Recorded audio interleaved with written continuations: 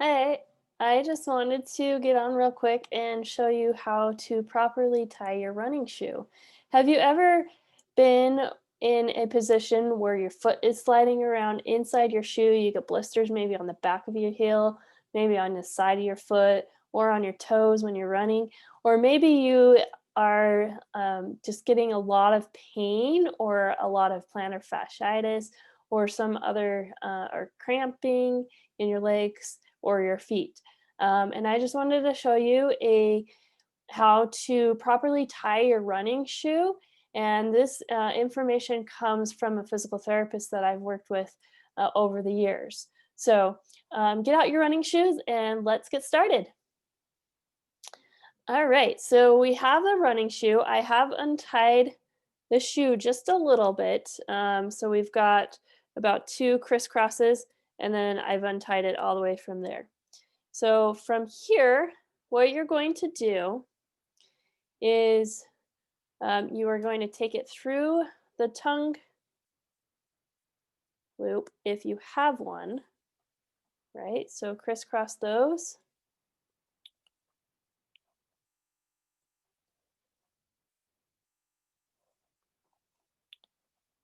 Perfect. All right, so I've crisscrossed that. And then what you're actually going to do is you're going to skip this loop here.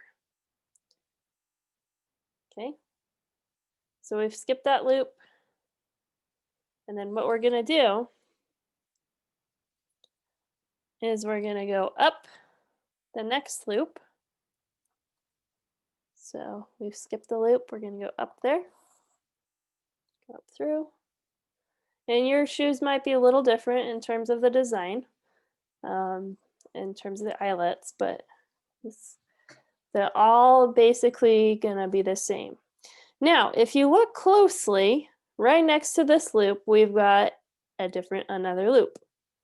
Now, what that is actually for is we're going to take our lace and we're going to go down towards the middle of the shoe. And this is going to create a loop, right? So we take our closest loop and we're going to go down. So we'll go ahead and do that on the other side, right? So we take the closest one and we're going to go down into the shoe. Now I've got loops on both sides of the shoe.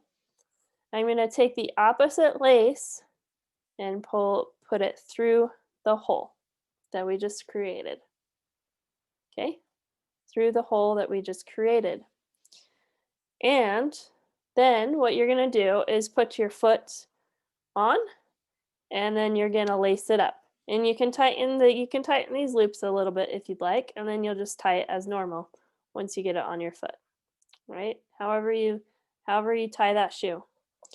But what this does is this loop will create kind of a support on the top of your foot instead of like on the top closest to the heel instead of down towards the bottom. And then your foot is actually going to stay in place and it's not going to shift around while you're running. So, with it tightened a little bit, the loops tightened, this is how your shoe is going to look. And this is how you should be tying your running shoe. I also want to add that having the proper shoe is very important for your running and to make sure that you are doing it. My favorite is a zero drop shoe. That means or minimal drop between the heel and the ball of the foot. And this makes it so that my foot can roll as I run along, depending on the stride as well. But as I've become more into running, I've done I land more on the ball of my foot, or I do a midfoot stride instead of a heel stride. Now, if you're doing heel strides a lot, that's what some runners or runner professionals call what you're breaking. You're losing that momentum, you're losing that stride, and so you want to try to either have a midfoot or a kind of closer to the ball of your foot stride.